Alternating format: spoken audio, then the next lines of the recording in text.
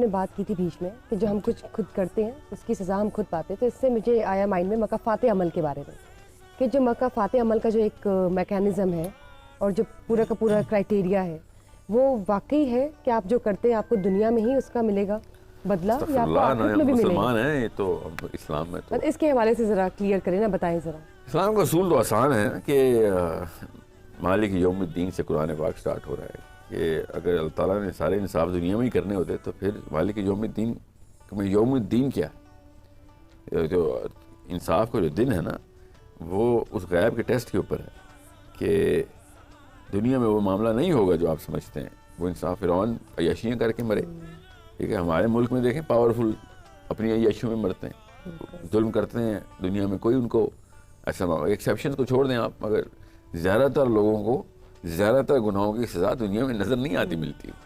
تو اب یہ مکافات عمل جو ہے نا، یہ کارما کا جو لفظ ہے یہ زیادہ فیشن کے طور پہ آگے نیو ایج اسلام بولتے ہیں اس کو۔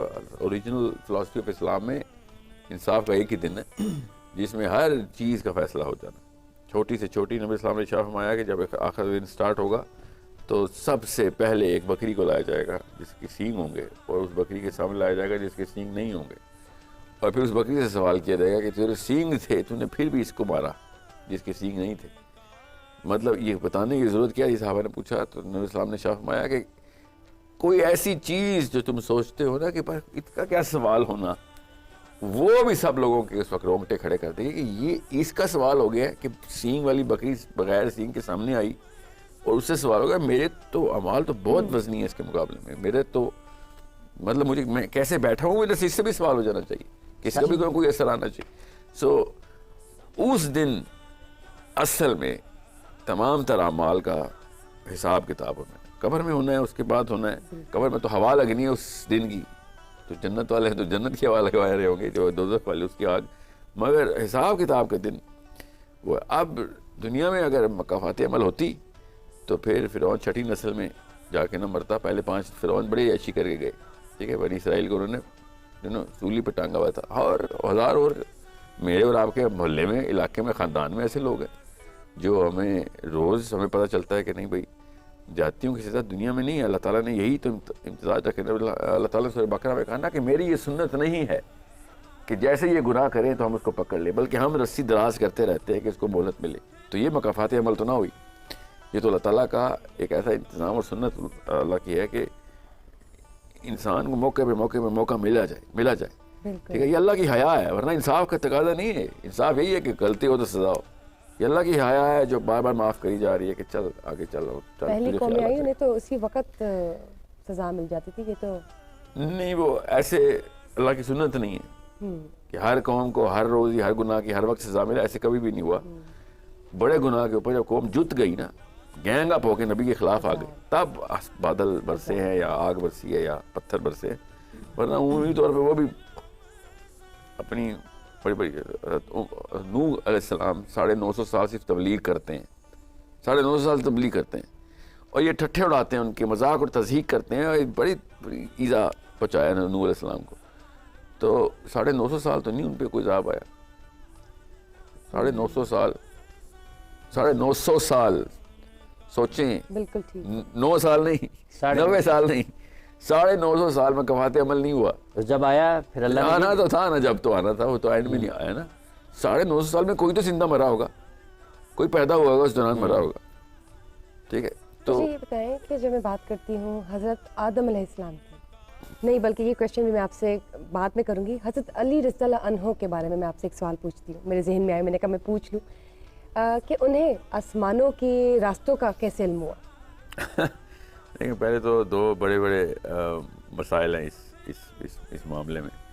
اہل سنت والجماعت کے تمام تر ریسرچ ڈاکیومنٹس میں اس حدیث کی صحت قوی نہیں ہے، تو اس پہ کافی ڈیبیٹ ہے۔ اصول یاد رکھیے گا، میں اس چیز کو صحیح مانتا ہوں اس وجہ سے کیونکہ ناسا کے سائنٹسٹ کو آسمانوں کے راستے پتہ ہیں۔ 8ویں کلاس کے فزکس کے بچے کو گھر میں ٹیلیسکوپ لگا کے آسمانوں کے راستے پتہ ہیں، جنرلی اسپیکنگ، اوکے۔ مگر یہ حدیث صحیح ہے، اوکے، اور ایک نہیں، اس طرح کی 2-3 حدیث صحیح ہیں جس میں علی بن ابی طالب نے کہا کہ نوح علیہ السلام کی بات ہو رہی تھی۔ دیکھیں، نوح علیہ السلام کی قوم پہ جو سیلاب آیا تھا، وہ سیلاب مجرہ کہکشاں سے آیا تھا پانی اس کا. یہ حدیث صحیح ہے, ٹھیک ہے.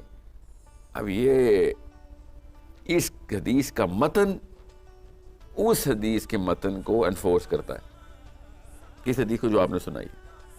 اس وجہ سے میں اہل سنت کے اپنے اساتذہ سے بھی کہتا ہوں کہ جب آپ کو پتہ ہے کہ ایک حدیث قوی ہے اور وہ قوی حدیث انڈورس کرتی ہے دوسرے حدیث کے ڈائریکٹ متن کو, تو اس بندے کو ہی پتہ ہوتا ہے کہ مجرہ کا کہکشاں کدھر ہے اور پانی آتا ہے اس سے, ڈائریکٹ پانی آیا کہ جس کو آسمان کے راستے پتہ ہو, ایٹ لیسٹ ایک راستہ تو پتہ ہے, ٹھیک ہے.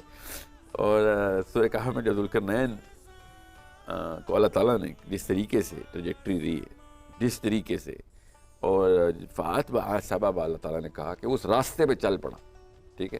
اب وہ کون سا راستہ کدھر ہے؟ علی بن ابی طالب سے ہی یہ حدیث ہے, اور یہ بھی اہل سنتی کی حدیث ہے, بخاری کی حدیث ہے اور مسلم کی حدیث, سوری, کہ ذوالقرنین کو ابن کثیر نے لکھا کہ علی بن ابی طالب کہتے ہیں ذوالقرنین کو اللہ تعالیٰ نے بادلوں پہ اڑنے کی طاقت دی ہوئی تھی. اس آیت کی تفسیر میں انہوں نے لکھا ہوا.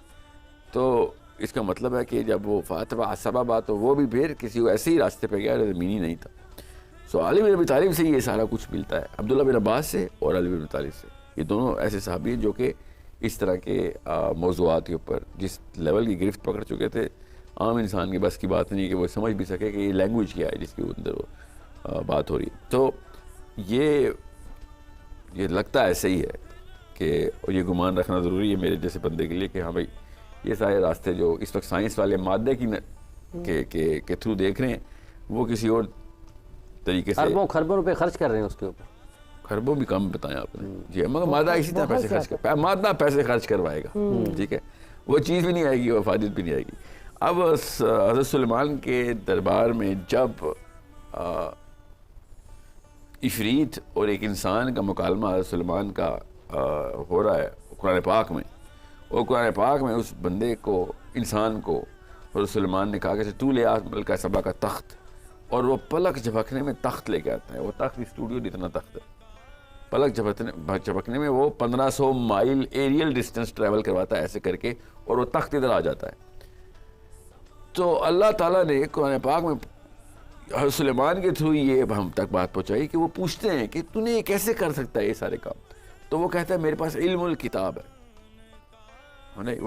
حالانکہ سورہ کہف میں جب حضرت موسیٰ علیہ السلام حضرت خضر سے پوچھتے ہیں کیسے, تو وہ خیر یہ اس سے پہلے ہی اللہ تعالیٰ نے بتا دیا کہ یہ علم الکتاب نہیں, یہ علم لدنی ہے, یہ میری طرف سے اسپیشل دیا گیا علم ہے اس بندے کو.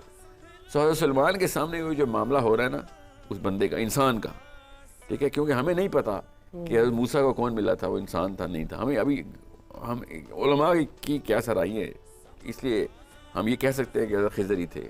میرا بھی ماننا ہے حضرت خضر تھے, کوئی آر نہیں ہے, مگر اس بندے کے بارے میں تو 100% شور شاٹ ہے کہ عام آدمی تھا, کیونکہ اس کے ادھر دوسری طرف جن کھڑا ہوا ہے, عفریت.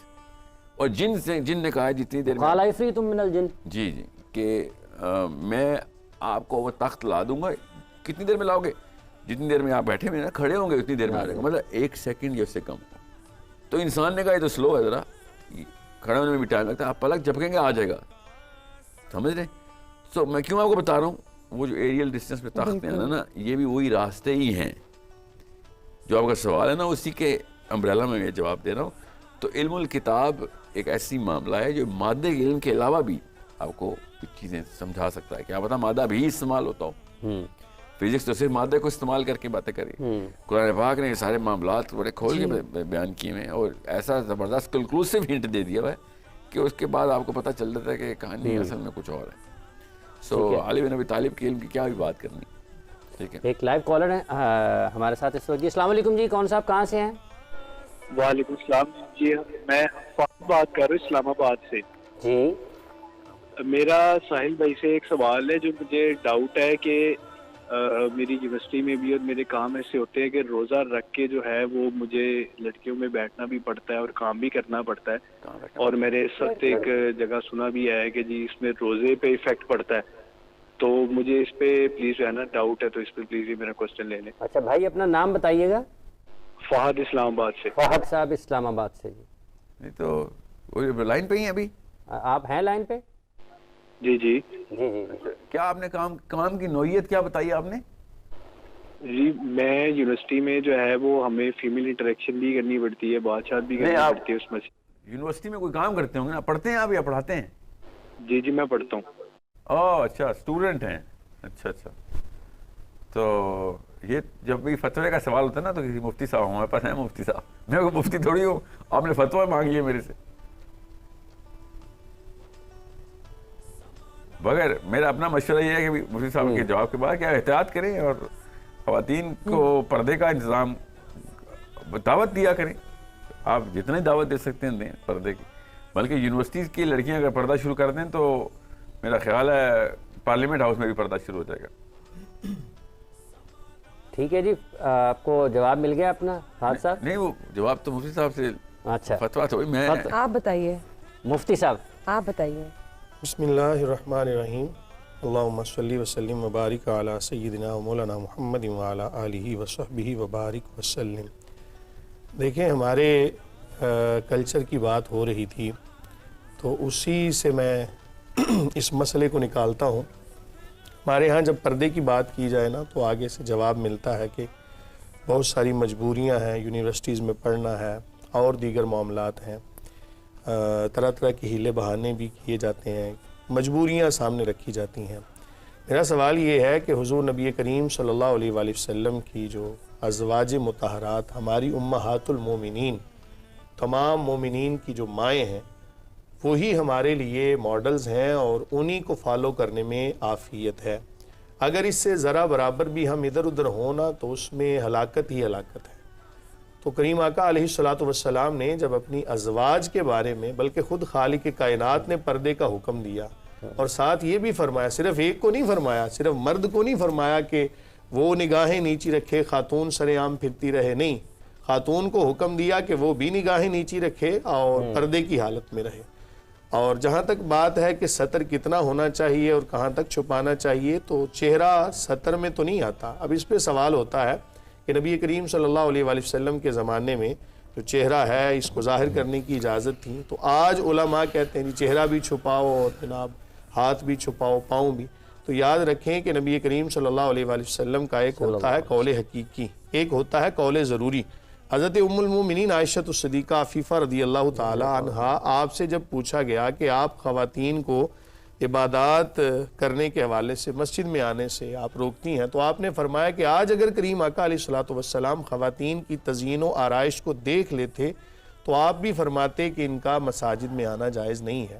یعنی یہاں تک پردہ جو ہے نا اس کی احتیاط ہے۔ اور اگر میں وہ حدیث سناؤں، کریم آقا علیہ السلام نے فرمایا کہ کسی بندے کا جسم، کسی بندے کا ہاتھ ایک لتھڑے ہوئے خنزیر سے لگ جائے، یہ بہتر ہے اس سے کہ وہ کسی خاتون کو ٹچ کرے۔